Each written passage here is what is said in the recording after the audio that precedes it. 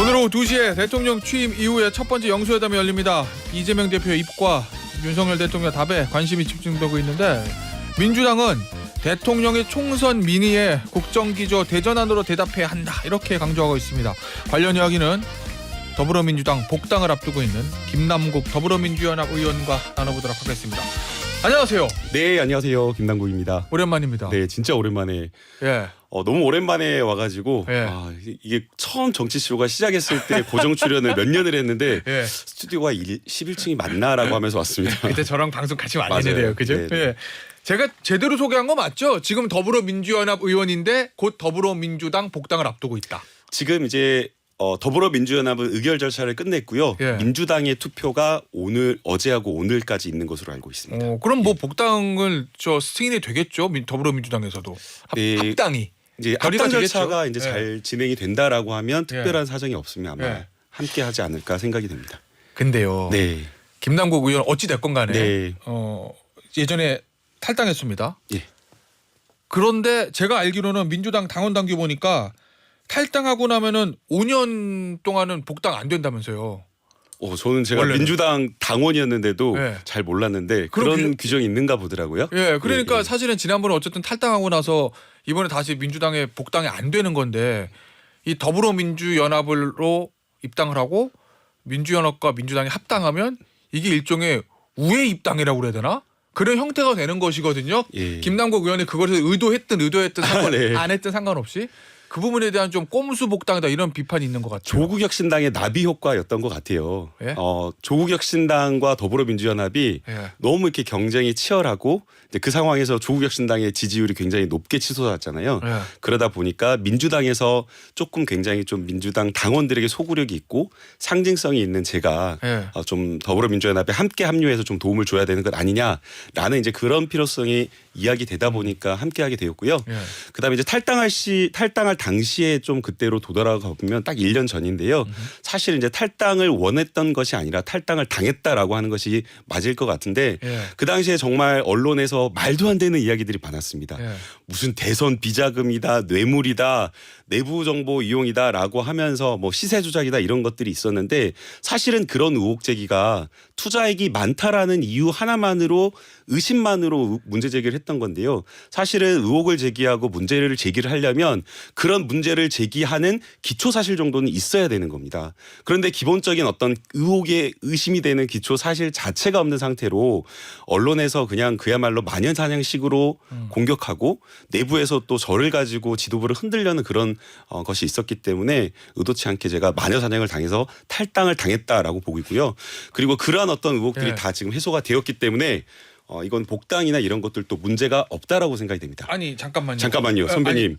아니, 갈 길이 의혹이다. 멉니다. 아니, 오늘 의혹이다. 이슈가 갈 길이 먼데 네. 전혀 중요하지 않은 이슈로 굳이 이렇게 이야기를 의혹은 풀어야 날 해소는 된 거예요? 당연히 해소가 되었습니다. 그래요? 하나도 그러니까 해소가 됐다라고 말하는 것 자체가 네. 어폐가 있고요. 네. 오히려 그런 문제 제기를 하는 의혹 자체에 기초 사실이 없었습니다. 그러니까 탈당 당했다는 얘기는 본인은 탈당하고 싶지 않고 억울한 건 있겠죠. 이제 의혹을 당하면 탈당을 하고 싶지 않았는데 네. 뭐 언론은 그렇다 치더라도 네. 당내 일부 세력의 지도부를 흔들기 위해서 탈당을 강요했다. 뭐 이런 의미인 건가요? 네, 맞습니다. 그 당내 일부 세력이라는 거 말하면 굳이 말하면 비명. 아니 뭐 비명이라고 말하기는 어렵고요. 예. 그 당시에 이제 일요일에 의총을 앞두고 예. 저는 탈당을 하는 게 맞지 않다라고 예. 분명히 말씀을 드렸고 예. 그리고 정치라고 하는 것이 혼자 하는 것이 아니라 많은 지지자들, 당원 그리고 또 지역위원회에서 함께 하시는 운영위원, 고문님들 이런 분들이 있는데 예. 그러한 것들을 함께 논의하거나 상의하지 않은 상태로 일방에 의해서 결정하는 건 맞지 않다라고 생각을 해서 예. 저는 충분하게 거절 의사를 표했는데도 예. 내부에서 저를 가지고 이제 지도부를 흔들고 공격했기 때문에 제가 그런 용단을 결정을 할 수밖에 없었던 그러면 상황이었습니다. 이 얘기인 거군요. 본인이 형식은 탈당이지만 거의 원하지 않는 출당처럼 돼버린 거나 마찬가지니. 아니요. 출당처럼 돼버린 게 아니라 네. 탈당을 일부 세력에 의해서 강요당했다라고 표현하는 게 맞을 것 같습니다. 그렇기 때문에 이번에 더불어민주연합을 통해서 소위 아니요. 말하는 그건 그런 내용은 또 다르고요. 예. 그거는 이제 논리를 약간 왜곡 비하가는 것 그래요? 같고요. 예. 그 당시에 이제 여러 의혹들이 있었지만 예. 탈당과 관련된 의혹들이 전부 다 그야말로 기초 사실 자체가 없는 상태로 예. 마녀사냥식으로 공격을 했기 예. 때문에 탈당 이후에 복당하는데 장애 사유가 다 사라졌다라고 이렇게 말씀드릴 수 있을 것 같습니다. 그렇기 때문에 이번에 더불어민주당 통해서 들어가는 뭐 꼼수 복당 이 비판도 맞지 않다는 얘기군요. 네, 맞지 않다라고 생각이 됩니다. 알겠습니다. 자, 오늘 저 영수회담 얘기 좀 해보죠. 김남국 의원 얘기한 대로 갈 길이 멀기 때문에 오늘 할 얘기가 많습니다. 이미 한참 와버렸는데 시간이 지금 얼마 되지도 않는데 남지도 않았는데 예. 김건희 여사 특검법에 관해서 예. 이재명 대표가 이번에 대통령 면전에서 그 얘기를 해야 된다고 봅니까? 왜냐하면 세 차례 있었던 실무협상에서는 전혀 민주당 쪽에서 김건희 여사 특검법에 관한 얘기를 꺼내지 않았다고 보도가 돼 있거든요. 네, 강경론과 온건론이 이렇게 좀 대립하고 있는 그런 상황인 것 같습니다. 뭐 그렇겠죠. 예, 당내에서 이제 많은 당원들은 예. 김건희 특별특검법이나 김건희 여사 이런, 특검법. 이런 예. 것들도 다 이야기해야 된다라는 그런 입장이 있고요. 예. 이제 강성 당원들은 그런 이야기를 하고 있는데 예. 아마 이미 실무진에서는 그런 내용이 정리가 된 것으로 보입니다. 어떻게요? 실무협의할 때 김건희 특검법을 이야기를 하게 되면 예. 이 판 자체를 깨게 되고 예. 오히려 이제 역공을 당할 수가 있기 때문에 예. 그건 맞지 않는 것 같다. 그러니까 실무협상에서는 그래서 안 예, 했어요. 그래서 이제 예. 그걸 이야기하지 않는 것 같고 또 이재명 당대표도 아주 일관된 입장이 예. 여러 가지 특검법 중에 우선순위를 둔다라고 하면 최상병 특검법이 제일 우선이다라고 이렇게 보고 있고 그리고 또 여기에서 지금 영수회담에서 집중해야 될 것은 민생과 관련된 부분에 있어서 성과를 내는 것이다라고 예. 이렇게 보고 있는 것 같습니다. 그래서 그래서 직접 김건희 특검법을 거론하지는 않지만 예. 거부권 행사를 하지 말아달라라는 세 번째 요청이 예. 아마 그것을 포괄하고 있는 의제라고 저는 생각이 아, 듭니다. 그래 넓게 얘기하지 딱 꼭 집어서 하진 않겠다. 김남국 의원도 그 판단이 맞다고 봅니까? 이재명 대표와 아마 실무진에서도 충분한 토론이 거친 것으로 보이고 대표님께서도 민생에 집중하겠다라고 보이기 때문에 예.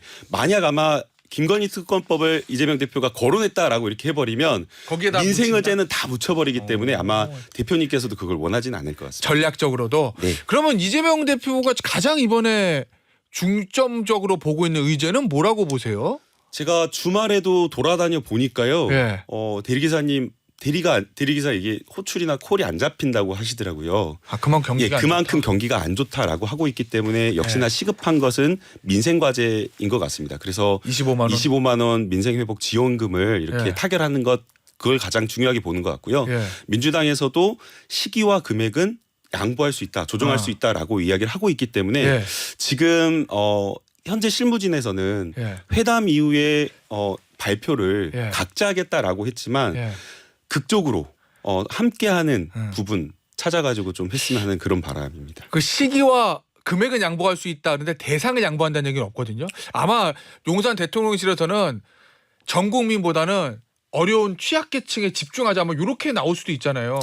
그거는 받아들일 필요가 있다고 봅니까? 예를 들어 대상을 조정하는 부분. 근데 이제 정책의 효과나 이런 것들을 보면 예. 내수진작의 효과를 좀 저희가 이 정책의 효과로 예. 이렇게 기대하고 있는 것인데 예. 이것을 아주 좀 취약계층에만 집중했을 때 그 정책적인 어떤 효과가 체감하지 못하거나 아니 반감될 수 있기 때문에 예. 아마 그런 부분은 일반 국민 전부에게 이렇게 하자라고 갈 것 같습니다. 알겠습니다. 대통령실에서는 아마 민생과 관련된 것 중에서 의대 증원 확대 이 문제를 좀 의제로 제기할 수도 있다 이런 보도들이 있더라고요. 왜냐하면 민주당에서도 증원 자체를 반대하지는 않는 것으로 대통령실을 파악하고 있으니까 그 부분을 같이 좀 논의를 해봅시다라고 얘기를 꺼낼 것 같은데 어떠세요? 이거 사실 민주당 입장에서 뜨거운 감자인데. 뜨거운 감자가 아니라 당연히 협력하고 협조해야 될 문제인데요. 예. 이 부분은 대통령실에서 대통령이 그 숫자라고 하는 부분을 예. 좀 양보하는 게 필요하다고 생각이 됩니다. 이미 이 사건 초기부터 이재명 대표는 단계적 증원을 해야 된다라고 이렇게 이야기를 했고요.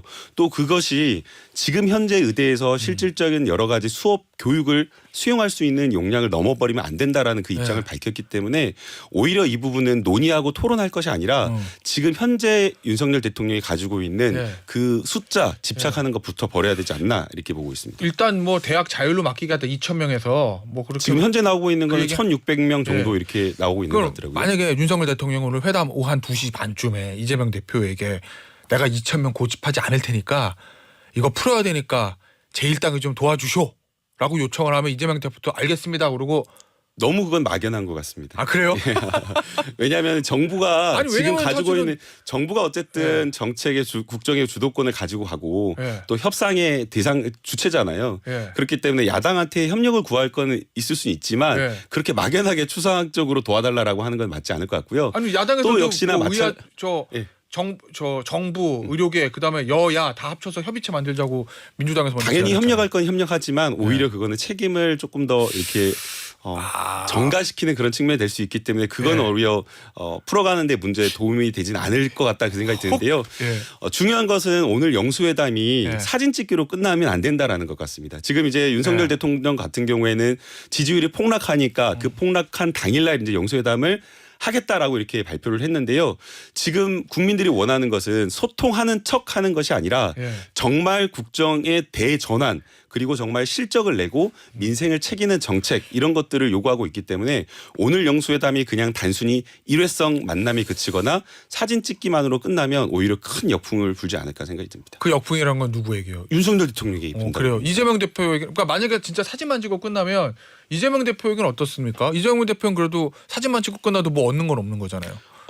오히려 야당이기 때문에 민생과 관련되어서 계속 요구를 했지만 예. 그 부분에 대해서 역시나 책임이 있는 것은 윤석열 대통령이다라고 이렇게 보고 있는 것이고요.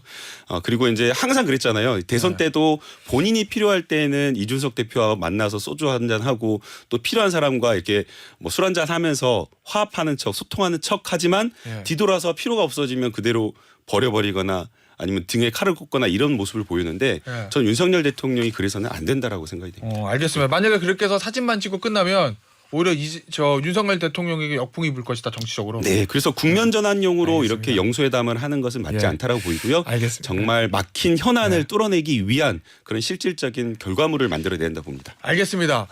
김남국 의원에게 이재명 대표도 굉장히 소중한 사람일 거고 제가 알기로 조국혁신당의 조국 대표도 굉장히 소중한 사람으로 생각하고 있다고 저는 알고 있습니다. 맞죠? 제가 그분들 마음속에 들어가 보지는 못했기 때문에 아니 김남국 의원이 두 제가 사람 너무나 당연한 일이죠. 그죠? 김남국 의원이 이재명 대표, 조국 대표 다 굉장히 소중하게 너무 생각하잖아요. 가깝고 소중하신 분들이죠. 예. 이재명 대표하고 조국 대표는 어떤 관계라고 보십니까? 두 분이 직접 누군가 그가 사이에 두고 이렇게 소통하는 사이는 아니고요. 예. 직접 소통하고 가까운 사이로 알고 있고 예. 이번에 이제 최근에 중국 중식당에서 만났다라고 했는데요. 그것도 역시나 이재명 대표님께서 직접 연락하신 걸로 알고 있습니다. 두 사람은 동반자입니까? 경쟁자입니까? 동반자라고 생각을 합니다. 그래요? 이제 선거 기간에 야권 단일 후보는 한 명인데. 그거 나쁘지 않다라고 보이고요. 예. 경쟁하면서 더 민주당의 이 진보 진영의 파이가 커질 것으로 보이고 예. 이제 조국혁신당이 선거 기간에 쇄빙선 이야기를 했었는데요. 예. 조국혁신당이 쇄빙선이다라고 하면 민주당은 예인선 역할을 할 거라고 봅니다. 강한 추진력을 가지고 여러 민생 과제 이런 것들을 끌고 갈 수 있는 큰 거대한 추진력을 가진 그런 예인선이라고 생각이 됩니다. 그 얘기를 사실은 선거 때 조국혁신당에서 했잖아요. 네. 신장식 대변인이 그 얘기 제일 처음에 꺼낸 걸로 제가 알고 조국 있는데. 교수님이 아마 먼저 쇄빙선 얘기를 하지 않았나요? 아 그래요? 예. 근데 지금 뭐 총선 이후에 민주당 내 분위기를 보면은 선거 때 조국혁신당 바라보는 거랑 좀 다른 것 같아요. 그러니까 선거 초반에, 그러니까 선거 초반에는 쇄빙선 예인선 얘기했다가 선거 치르면서 예인선은 제가 처음 그런가요? 오늘 이야기한 예, 예. 거고요. 쇄빙선 얘기했다가 네.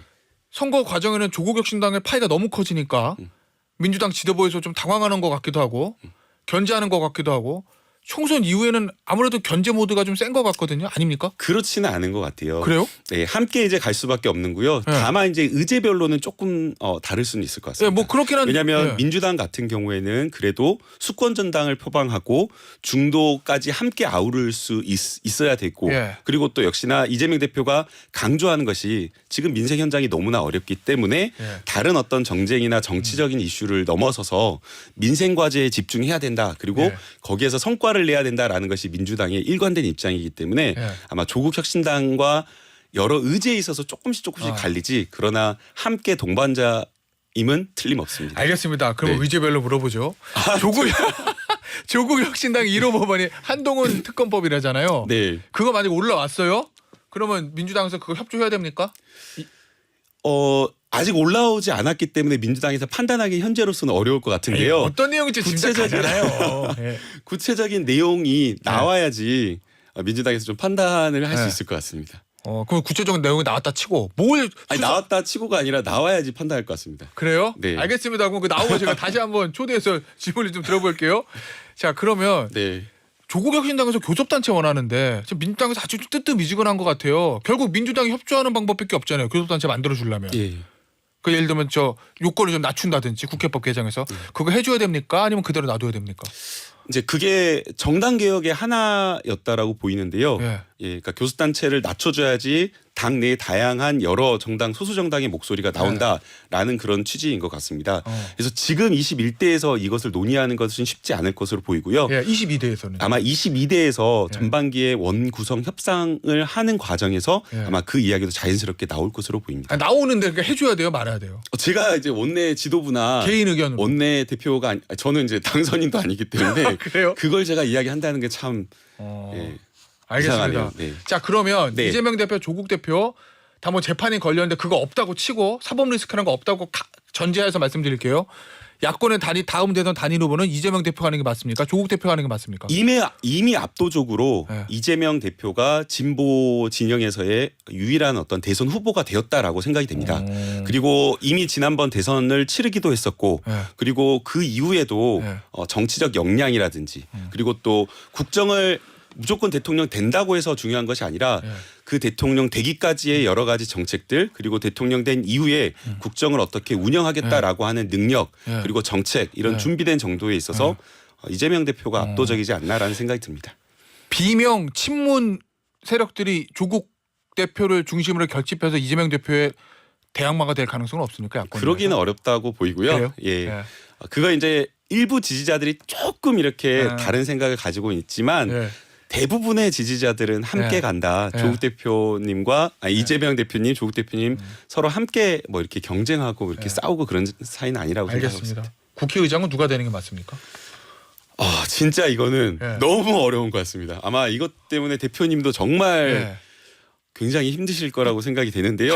당과 이재명 대표를 위해서는 어떤 사람 어떤 후보가 당과 의장이 이재명 대표를 위해서 어떤 사람이 되느냐라고 하는 질문은 맞지 않을 것 같습니다. 그래요?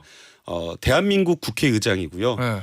대한민국 국회를 이끌어가는 사람이기 네. 때문에 예. 정치력을 발휘하고 그리고 또 정말 국민들을 위해서 네. 민생 현안을 그리고 또 딱 이렇게 꽉 막힌 국정을 풀어갈 수 있는 데 도움을 줄 수 있는 분이 맞다라고 생각이 근데 됩니다. 제가 왜 그렇게 질문을 드렸냐면 원래 국회의장 그래야 되는 거잖아요. 네. 근데 후보들이 다 뭐 중립성 나 잘 모르겠는데 이제 민주당을 위해서 이런 얘기만 대놓고 하니까 제가 다 국민들이나 다 의원님들이 알 겁니다. 저분들이 네. 선거 앞에 두고 네. 지금 명심을 얻기 위해서 그리고 이제 개혁적인 의장이다라는 것을 보여주기 위해서 그렇게 이야기하는 것으로 보이는데요. 사람이라고 하는 것이 평가받을 때 그 사람의 말만으로 평가받는 것이 아니라 네. 그 사람의 걸어온 길 그리고 지금까지 어떤 결과물을 만들어내고 어떤 역할 어떤 일을 했는지 다 낱낱이 보고 계실 거라고 생각이 됩니다. 그럼 선거 때니까 말은 그렇게도 실제로 국회의장 되거나 하면 그렇게 그러지는 안할 않으실 거다? 거라고 생각이 됩니다.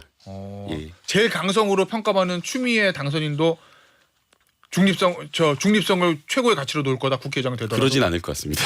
그래요? 추미애 대표님 워낙 개혁적이시고요. 예. 뚝심 있게 하실 분이라고 저는 믿습니다. 그럼 추미애 당선인은 국회의장 되면 중립성 중요하게 생각 안 할 거란 얘기네. 이제 아니요 중립성을 뭐 아니다라고 그러지는 않을 것 같고요. 예. 국회의장의 역할을 하면서 예. 여러 현안이 있을 때 민주당 어중간하게 그냥 양쪽에 욕 안 먹는다라고 하면서 그런 어떤 국회의장을 하는 것이 아니라 예. 양쪽 양당 간에 협상을 하지 않으면서 예. 여러 현안에 대해서 뜨끈미지근하게 아무것도 하지 않는 그런 예. 의장이 아니라 예. 딱 불러다 놓고 언제까지 협상할 거 와라라고 예. 이야기를 하면서 의장의 역할을 제대로 할 수 있는 사람이라고 보고 있고요. 예.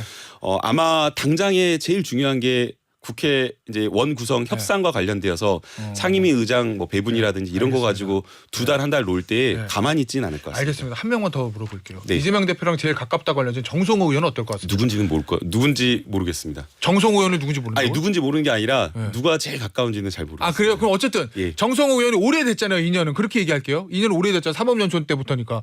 정성호 의원은 원래 그게 강성이 아닌데 이번에 뭐 중립성보다 민주당 이 얘기를 많이 하거든요. 정성호 의원은 국회의장 되면 어떨 것 같습니까? 그거 저한테 물어보시면 안 될 것 아니, 같고요. 추미애 저 당선인도 평가했잖아요. 세 분 다 국회의장으로서 굉장히 역할을 잘 하실 것으로 생각이 됩니다. 그래서 과거처럼 예. 그냥 그야말로 뭐 외유성 여러 가지 해외만 돌아다니고 예. 그냥 양당 간에 협의해 오세요라고 하는 그런 국회의장은 맞지는 않은 것 같습니다. 알겠습니다. 네. 인터뷰 여기서 마무리할게요. 네, 감사합니다. 더불어민주연합의 김남국 의원이었습니다. 감사합니다. 네, 감사합니다.